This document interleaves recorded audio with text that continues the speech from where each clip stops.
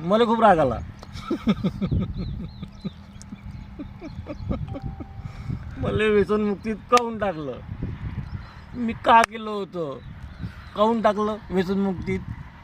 खूप राग आला होता, भयंकर राग आला होता. रागात होतो मी, रागात. असं जेव्हा निघालो मी त्या व्यसनमुक्तीतून, जेव्हा बिलही त्यानंच दिलं, सगळे पैसे त्यानंच भरले, सगळं त्यानंच केलं. त्यानं मला पैसे मागितले नाही. त्यानं पैसे नाही मागितले आणि मी पैसे देणार नाही. कारण ते माझ्या आयुष्यभराची एक आठवण राहील. तिथून निघाल्याच्यानंतर राग असा आला होता का याला खूप मारावं. पण त्यानं माझ्या हातात काही पैसे दिले. म्हणे पाय, तुला कसं जगायचं आहे तू जग. म्हटलं ठीक आहे ठीक आहे ठीक आहे, काय हरकत नाही. मी त्या दिवशी पुन्हा दारू पिलो. बेवडं खूप विचार राहील. बेवडं ऐकत नाही. आले आले असं ऐकते का बेवडं? हां, पुन्हा दारू पिलो. 28 तारखेला आलो होतो, 28 तारखेला दारू पिलो.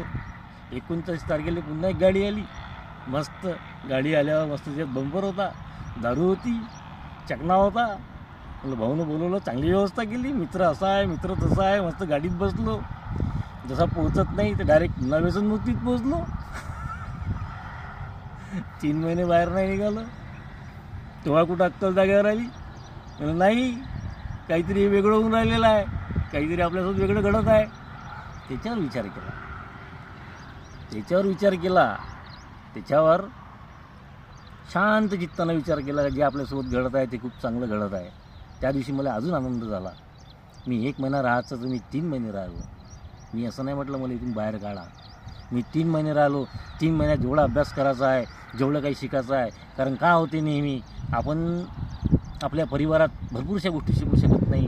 जेव्हा जो सगळ्यात आपला दुश्मन असेल तर मोबाईल, आपले व्यसनं, याच्या अलिप्त, त्याच्यानंतर आपले परिवार, आपली लोकं, याच्या दूर राहून ज्या दिवशी तुम्ही विचार करायला लागता त्या दिवशी तुम्ही खरं फक्त विचारच करता.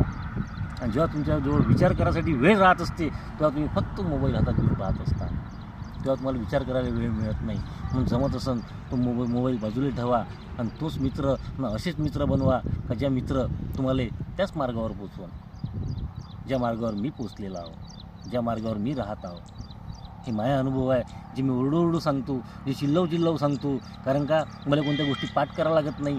कारण काही असं लिहून मी तुमच्यासोबत बोलत नसतो. कारण ह्या अंतःकरणातल्या गोष्टी आहे, ह्या अंतःकरणातून मी बोलत असतो. का असेच लोक आपल्याजवळ जुळून ठेवा का ज्या दिवशी तुम्ही अशा लोकांसोबत राहाल. तुम्ही फक्त 10 दिवस काढा, 10 दिवस तुम्ही अशा लोकांसोबत राहा का जे तुमच्यापेक्षा हाय लेवलचे आहे, तुमच्यापेक्षा